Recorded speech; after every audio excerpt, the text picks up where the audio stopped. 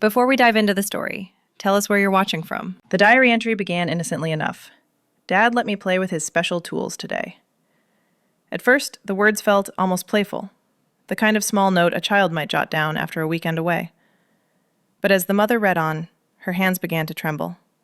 Each new line seemed to point toward something darker, something she couldn't immediately explain. By the time she reached the final phrase, a cold knot tightened in her chest. What had started as simple custody visits now carried the shadow of fear. And it all began with the way she found that small book. The diary lay slightly askew under the pillow, its pink cover peeking out from beneath the ruffled case. The mother had only meant to straighten the bedding after her daughter left for school. Her fingers brushed against the small broken lock, just a flimsy clasp meant to keep out curious siblings, now dangling by one screw. She opened it to the first marked page. The pencil lines wobbled with childhood handwriting. Dad let me play with his special tools today. The word tools seemed heavier the longer she looked at it. The next page turned with a dry whisper. We went to the dark room after dinner. He said it's our secret. Her thumb left a damp smudge on the paper. The bedroom window was open, but the air pressed in close. Many parents can misread creative writing as a distress signal. Context matters. Still, her mind jumped to Sunday's hurried drop-off, when her ex had steered their daughter into the car without his usual wave. She pictured the sturdy gloves he often wore, and her chest tightened. Further back, an entry from 3 weekends ago mentioned heavy bags in the trunk that jingled. Another page showed a crayon drawing of a door with too many locks. She reached for her phone. The school counselor's number glowed on the screen, thumb hovering over the call button. Downstairs, the refrigerator hummed. Upstairs, the diary lay open to a fresh page, where a single sentence curled across the top line. I hope we play the special game again. Her breath caught. The phone rang once before the counselor answered. The mother's voice shook as she read aloud the first entry. For a moment, she tried to remind herself of last summer, when her daughter and father had built a birdhouse together. How he'd called his drill and screwdriver their special tools. She pushed that thought away just as quickly. Fear narrowed every memory. Outside, a school bus groaned around the corner. Inside it, her daughter sat swinging her legs, braid between her teeth, daydreaming about spy stories. The mother tapped her fingernail against the diary's cover, once, twice, then dialed a second number, this time for the principal's office. By the time she set the phone back down, the house felt so quiet that even the slow drip of the bathroom faucet seemed sharp. She did not yet notice how her grip on the phone was already tightening again, the weight of what she'd read pressing her into the next hard step. The phone call began quietly, almost hesitantly, but its impact spread fast. The mother's voice wavered as she read from the diary. She wrote about special tools and a dark room. She keeps mentioning secrets. On the other end of the line, the school counselor stopped writing mid-note. The pause lasted only a few seconds, but it felt stretched by the weight of those words. The counselor, following her training on child safety indicators, triggered the school's emergency protocol. Her tone remained even, but her words carried finality. We'll handle this right now. Down the hall, the principal's computer chimed with the incoming alert, halting him mid-sip of coffee. Within moments, automated messages cascaded across screens and devices throughout the building. A third-grade teacher felt his watch buzz with an emergency alert. He hesitated as he scanned the children's faces, then calmly instructed them to slide under their desks. Heads ducked, desks squeaked. One whispered, "Is it a shooter?" The teacher offered no explanation, only reassurances. Next door, another teacher's fingers shook as she updated the classroom's digital system. She glanced up to find her students perfectly still, waiting. At the back of the room sat Kara, the little girl whose words had started all this. Knees pulled to her chest, unaware of the reason her world had suddenly gone quiet. Elsewhere in the building, the choir practice dissolved into confusion as the loudspeaker announced, "This is not a drill." Sheet music scattered across the floor. Teachers shepherded children against walls. The sound of shuffling shoes and hurried breaths filled the space where singing had been only moments earlier. Outside, whispers began even before the first bell. Parents overheard fragments, references to a family name, calls about protective custody, and those fragments traveled quickly. A neighbor was warned via speed dial. Text group notifications pinged in rapid succession, with parents piecing together rumors faster than facts. By the time half an hour had passed, the school office phones rang nonstop, the secretary repeating the same phrase. We're following protocol. In the main office, the mother shifted restlessly, uneasy with how much had unfolded from a single phone call. She told herself she only wanted confirmation that her daughter was safe. Yet, as a police officer asked careful questions about tools, about rooms in her ex-husband's house, her fears hardened. Meanwhile, a teacher managed to slip one text to the counselor. She's acting normal. Playing tic-tac-toe with her friend, but by then, multiple patrol cars already waited outside, and a social worker was striding toward the entrance, briefcase swinging steadily at her side. The building had fallen into an uneasy stillness, every hallway echoing with expectation. That was the moment the intercom crackled to life, carrying the principal's voice through the classrooms. Lockdown meant blinds drawn, doors locked, and silence. In one classroom, children sat cross-legged on the floor as their teacher passed out paper, her voice steady though her fingers trembled at the latch. 30 pairs of eyes shifted toward the door and stayed fixed there. In the back row, Kara chewed the rubber tip from her pencil. She watched her teacher's hands fumble with the lock. A classmate whispered about last year's tornado drill, but no one explained why the lights had dimmed, or why every sound outside felt sharper than usual. Across the hall, older students traded theories in hurried whispers. Some claimed a police car had been spotted by the curb. Others recalled stories from different schools: bomb threats, intruders, mysterious warnings. Their voices carried just enough to stir more worry before teachers hushed them again. Outside the building, a handful of parents stood near the flagpole, ignoring the request to clear the grounds. One held up a phone, recording the guarded entryway. Within minutes, the clip began circulating online. It wasn't long before neighbors filled comment threads with guesses, each one more dramatic than the last. The office phones rang constantly. The secretary repeated the same practiced line about safety procedures, but every caller asked about a different danger, none of them grounded in fact.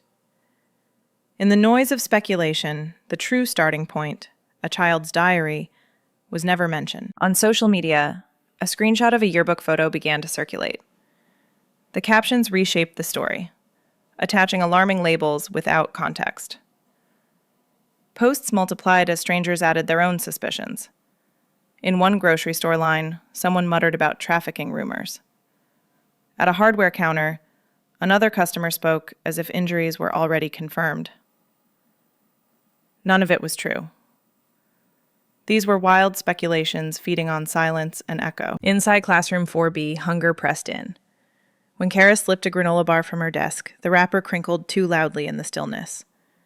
A classmate stared and mouthed, "It's your fault." She lowered her eyes, not sure why the room felt so heavy, or why even using the restroom required permission that never came. By midday, an official statement offered reassurance but lacked details. Online, however, the chatter only swelled. Accusations folding over on themselves, blending real concern with distorted memory. Teachers in the lounge scrolled through messages from parents, desperation mixing with blame. As the day wore on, children pressed to the floor of their classrooms, unaware that the ripples of one diary were drawing professionals far beyond the school walls into action. The woodshop smelled of fresh-cut pine when 2 caseworkers arrived. Mr. Henderson brushed sawdust from his palms as badges were shown at the doorway. His polite smile drained when they asked him to step outside and leave his tools where they were. In the lot, a patrol car idled against the curb. One worker carried a clipboard with excerpts from the diary, reading the phrases aloud: special tools, dark room, secret game, caused his chest to tighten. He shifted in his shirt as if it no longer fit him right. At the house, investigators moved quietly through each room. They collected the diary as part of their inquiry. A neighbor, peering through her blinds, watched officers carry away a toolbox and a small backpack. She never saw what was inside, only the dark bags that suggested the worst. At the station, a detective studied the workshop photos. The special tools turned out to be everyday woodworking implements. The so-called dark room was a converted laundry space fitted with trays and a red lamp for developing photographs. With each finding, the detective's sigh grew heavier. Meanwhile, Child Services checked the mother's home. On her daughter's desk sat a stack of notebooks filled with stories. Spy kids planning missions, secret codes, hidden layers. One draft described a villain's laboratory that echoed the dark room from the diary, almost word for word. By late afternoon, agencies compared notes. The mother's urgent calls sat beside the child's creative writing samples, and the differences between them stood out. None of the concerning diary entries contained names or even dates. Mr. Henderson sat in a beige interview room, pulling apart the weekend in his mind. He remembered showing Kara how to make pictures appear in the red glow of the darkroom. They joked about their secret lab. When asked about heavy bags, he thought of the sack of rock salt he kept in the car trunk. As evening stretched on, officers delivered his toolbox back. Keys, wallet, and ordinary belongings were returned, with clipped phrases about procedure. Outside, neighbors lingered on porches, their eyes following him home. Supervisors later explained that the system prioritizes immediate safety and can overreact when context is missing. The closure form was signed even as a teacher called in, saying Kara had written adventure stories all semester. The unfinished birdhouse still sat on Henderson's bench, one wall carved, waiting. But the focus of the inquiry was shifting, now turning toward the child herself, where the blurred lines between story and suspicion would soon be tested in conversation. Detective Alvarez kept her voice soft as she slid a juice box across the table. Kara's knees bumped the edge as she peeled the straw wrapper, her sneakers dangling far from the floor. The fluorescent light hummed overhead. "You like writing stories, don't you?" Alvarez opened a notebook from the girl's backpack. Pages curled at the corners, filled with blocky sentences broken up by doodles of gadgets and shadowy figures. Kara brightened as she pointed to a sketch of a watch with too many buttons. "That's Agent C's decoder, the dark rooms where the bad guys hide their robot plans." Her sneaker tapped against the chair leg with each word. Alvarez turned to a page marked with a star sticker. The phrasing almost exactly matched the diary entries. Special tools were laser pens and X-ray glasses. Heavy bags held stolen jewels. A sticky note labeled the chapter, Secret Mission. In the viewing room, the mother pressed her palms to the glass as her daughter animatedly described the adventures. When Alvarez held up the diary, Kara grinned. "I had to lock it so my brother wouldn't read the surprises." She treasured secrets in that diary and liked surprising people. Kara's teacher soon arrived with a stack of assignments. One book report featured the dark room again, lifted from a favorite mystery novel. Another story included heavy suitcases that rang like chimes. "She's our most imaginative writer," the teacher said, smoothing the papers flat. The caseworker leafed through more notebooks. Each one followed Agent C through secret missions, disguises, and narrow escapes. A crayon drawing labeled Dad's Workshop as a high-tech spy lab. Even the most alarming line, "The special game hurts, but I can't tell," turned out to be part of the fantasy. Kara giggled as she flipped to a drawing of a hero in a chair surrounded by feather dusters. "That's the tickle machine." The mother sank against the wall, overwhelmed but slowly realizing the truth. On the other side, her daughter beamed, explaining storylines with childlike pride. In the waiting room, the father stared up at the tiles. No one had told him how often Spy Lab appeared in school essays, or how his tools had become props in elaborate make-believe. The official decision was swift. The notebooks, essays, and drawings left little doubt. What had begun as a fearful suspicion settled now into relief, tinged with exhaustion. Outside, Kara chattered freely again, holding her mother's hand. She spoke about ninjas and a new museum heist scheme for her hero. Both parents exchanged a glance above her head and nodded. That night, the case file was shelved. On top sat the half-finished juice box, the straw bent in a cheerful angle. If this part surprised you, leave a comment below. The story might have ended there, but the echoes of fear and rumor still lingered in the community, waiting for a different kind of conversation. The elementary school gym smelled of bleach and faint nervous sweat as the principal adjusted the microphone. Folding chairs scraped across the floor while parents murmured under the basketball hoops. He read from the report in a steady voice, the misunderstood diary, the emergency locks, the decisions that followed. The superintendent waited close by, hands clasped, as a toddler cried near the back row. Some parents kept their eyes down. Others whispered about being quicker to ask questions before jumping to conclusions. No one mentioned the online rumors directly, though everyone knew they had traveled faster than the facts. At her kitchen table, Kara's mother turned the pages of her daughter's notebooks. Lined paper brimmed with spies and villains, crayon codes, and penciled gadgets. Across the counter, her ex stirred sugar into his mug. He worried aloud whether their daughter would still write stories after all this. Outside, Kara's voice carried as she played with the dog, unbothered by the storm that had swept through the adults' world. By the time Kara bounded back in with grass-stained knees, her parents had quietly arranged future pickup times, and even a small weekend event centered on children's writing. The conversation was brief, but it marked a truce of sorts. Something solid built in the wake of fear. At school, Mrs. Carter taped fresh prompts to the wall. November's theme, a misunderstanding, drew more eager energy than usual. From her desk near the window, Kara tucked a half-finished page inside, already sketching out a story that began with a school lockdown gone wrong. Her classmates watched, curious, while she pressed hard with her pencil. The district later revised its emergency guidance to require more context before triggering the strictest safety measures. Training materials pointed out how imaginative writing could be misread when stripped of setting. Staff were reminded to balance caution with perspective. In the neighborhood, small gestures replaced suspicion. Passing comments at the hardware store turned into light teasing about spy gadgets. At community gatherings, the tension eased as people asked gentle questions, instead of letting rumors guide them. Even those who had once spread fears learned to pause before repeating them. Kara's teacher hung her latest mystery serial on the bulletin board. A sticker marked the case closed. Parents waiting in the hall read along as they glanced up at new posters with bold letters, "Ask before assuming." Later that month, Kara sat at her kitchen desk again, feet swinging, diary at her elbow. What happened next lingered, not in the classroom or the gym, but in the quiet space where one parent reached for the small pink book and laid it open under a strip of light. Reflection came slowly, carried by ordinary mornings and the quiet rhythms of a house returning to normal.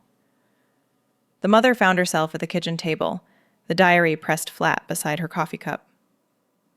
What once looked like coded warnings now appeared simply as a child's handwriting, wobbly letters chasing the edge of the page. Many psychologists describe this kind of misreading as confirmation bias, a habit of seeing threat where fear is already seated. In the rush days after the diary was found, every phrase bent towards suspicion. Later, professionals reminded her that safety drills are designed to assume the worst.